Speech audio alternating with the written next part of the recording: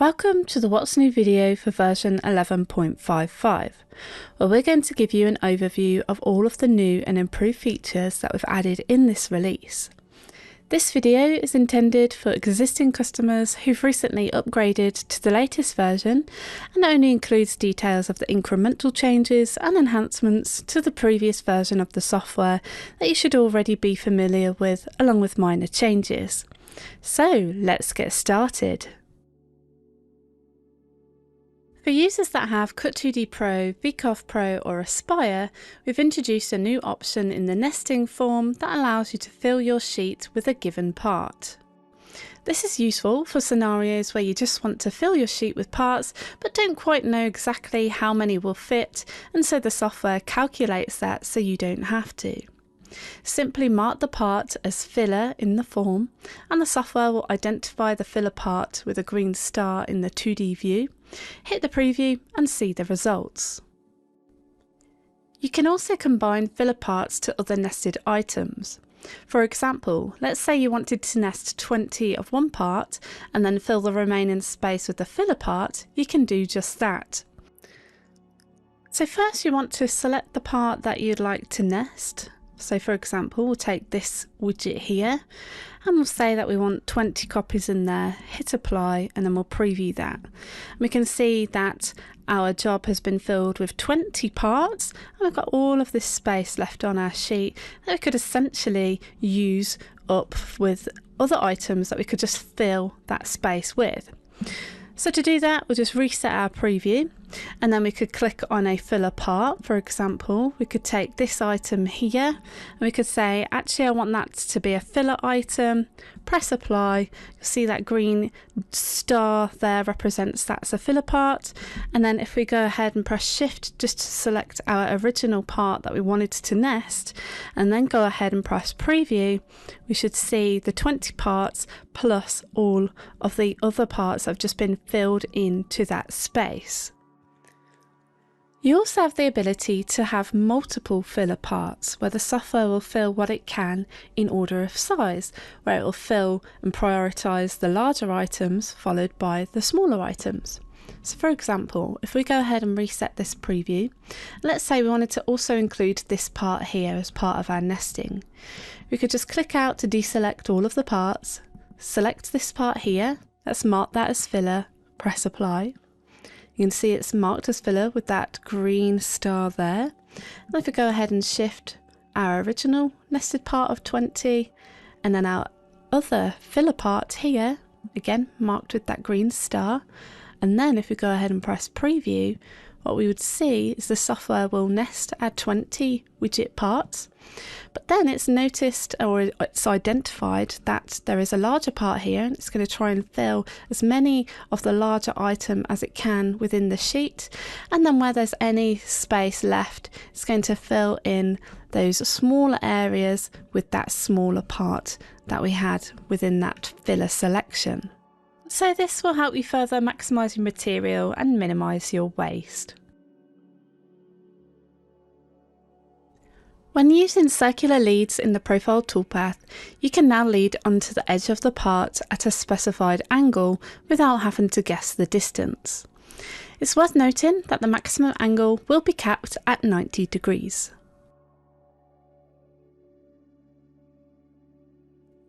In the tool database, you can now add clickable links in the notes field. This is perfect for adding the web pages of where your tool was originally purchased.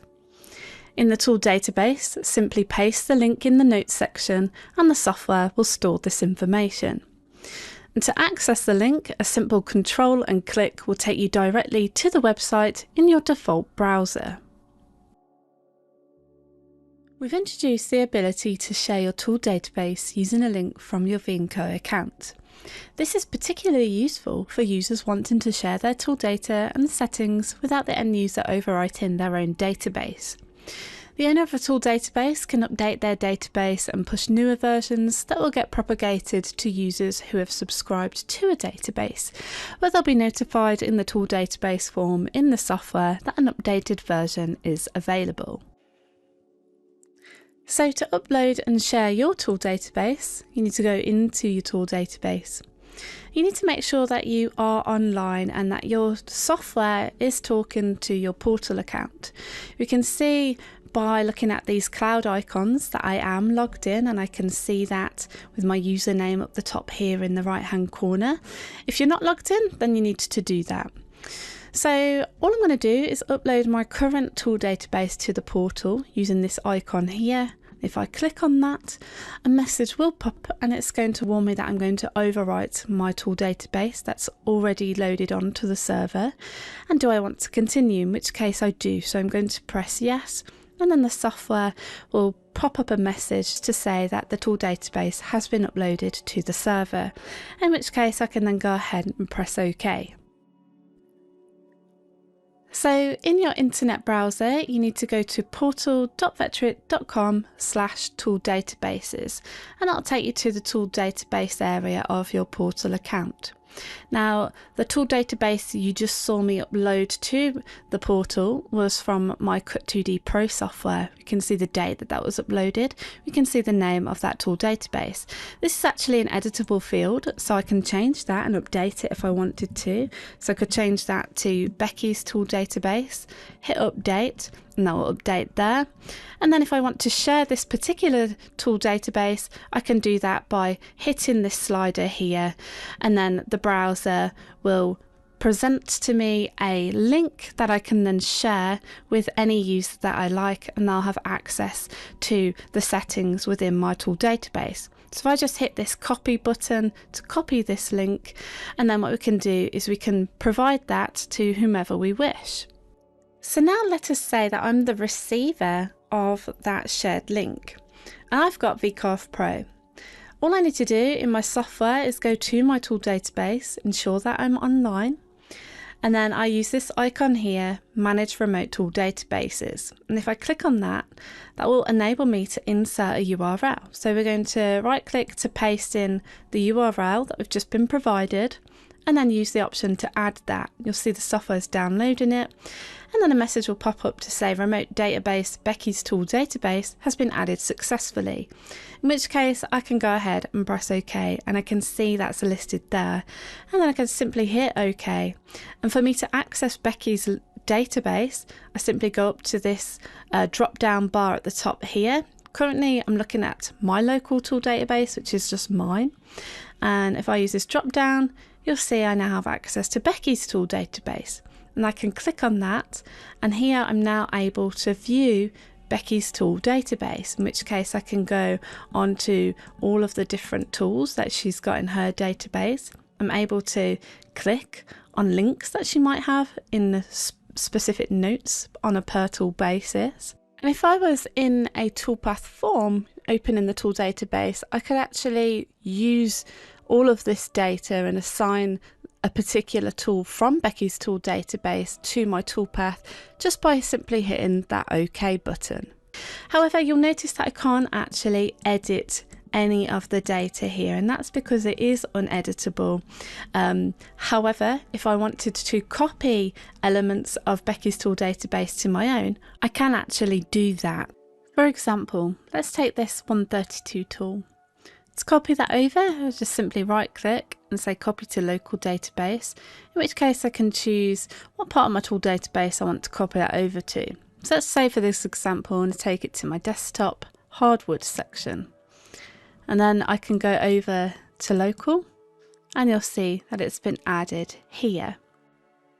Now I can make changes to various parameters if I wanted to. So having had access to Becky's tool database, we are essentially subscribed to it. And so if Becky were to make changes to her tool database and push those changes through to her portal, and whilst it's still being shared, we should be able to receive those updates on our end also. So let's have a look at an example of that. So we'll go back into Cut2D. So this is Becky's tool database. Now let's say she wanted to add in a planer tool to plane her spoil board for the MDF on the large machine. So here we'll just add in a new tool. Let's give that an end mill, create our settings, put in various appropriate parameters in here, and then we could go ahead and press apply. We know that 1.5 inch end mill is stored in the MDF large section. So now what we can do is we can basically say upload our current tool database to the portal. So then again, the software is going to tell us that it will overwrite the database in the server, and then the software will confirm that the database has successfully been uploaded to the server. So we'll go ahead and press OK. And so back over to my vcarve. Okay, so now if we go into Becky's tool database here, and as long as I'm connected to the internet and linked to my portal, you can see that we've got this icon here. And this icon is basically telling us there is an update and you can update the remote tool database. And so we can click on that, and then a message will pop up saying if you continue, the current remote database will be overwritten. Are you sure you want to continue? In which case you can say yes to update it, or you could simply press no to keep the existing remote tool database. So let's press yes to see what changes have been made. It says that Becky's tool database has been updated successfully. So you can go ahead and press OK.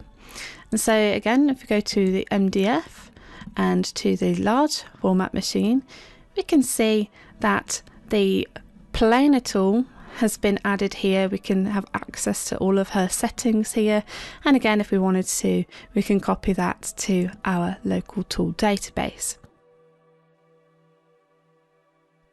So let's just take a look at an example where we go ahead and create a new file, and then over in the circle tool, let's just draw a circle. I'm going to look at creating a simple profile toolpath here.